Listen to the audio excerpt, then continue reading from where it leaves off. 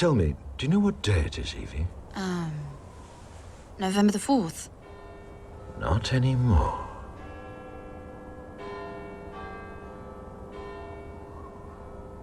Remember the 5th of November, the gunpowder, treason, and plot. I know of no reason why the gunpowder treason should ever be forgot. The reasoning for this video is pretty obvious. It's Guy Fawkes night, and so I figured I'd do a power scaling video on his #1 fan.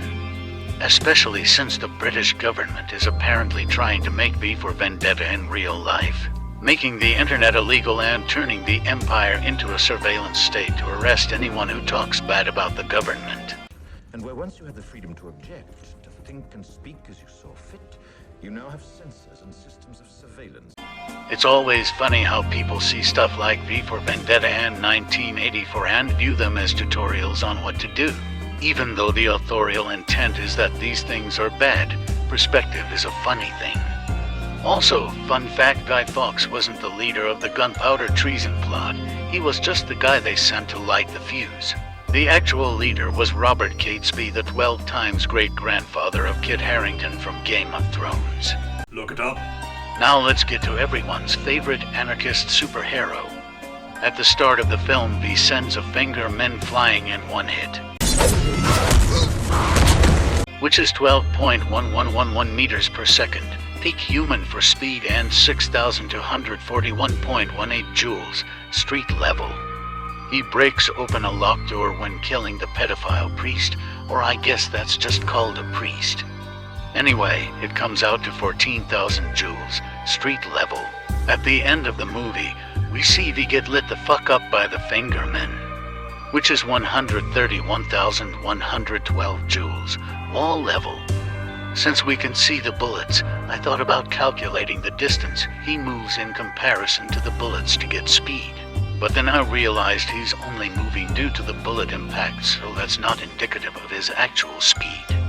Just the momentum of the bullet carrying over into his body. Anyway, his best speed feat is right after this when he speed blitzes them before they can reload, 60.1545 meters per second, subsonic. And keep in mind he's mortally wounded when he does this. By the way, when Mr. Creedy said, "Nothing but your bloody knives and your fancy karate gimmicks," he actually did multiple knife hand strikes, which is a real karate move. I'll put out a V for Vendetta fighting moves short after this. His best feat is blowing up his cell to escape the concentration camp, 0.0105 tons of TNT, small building level. Oh, and V is actually blind. He looked at me, not with eyes. There were no eyes. But I know he was looking at me because I felt it. So, I guess he gets around using a daredevil radar sense or something.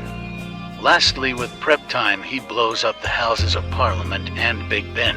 Poor Ben, anyway. That's 10.5 kilotons of TNT, town level. To put this into perspective, the little boy nuke that destroyed Hiroshima was 15 kilotons of TNT, and the Fat Man nuke that destroyed Nagasaki was 21 kilotons of TNT. So give me a year of prep time, and he's damn near pulling an Oppenheimer. In summary, he has street-level strength since nobody in the film can hurt him. Wall-level piercing durability and small building-level blunt force durability since an explosion is just a shockwave with fire. His speed is subsonic, and lastly, his attack potency with prep time is town level. Anyway, that's everything. Instead of the usual outro, I'll leave you with my favorite V quote. People should not be afraid of their governments. Governments should be afraid of their people.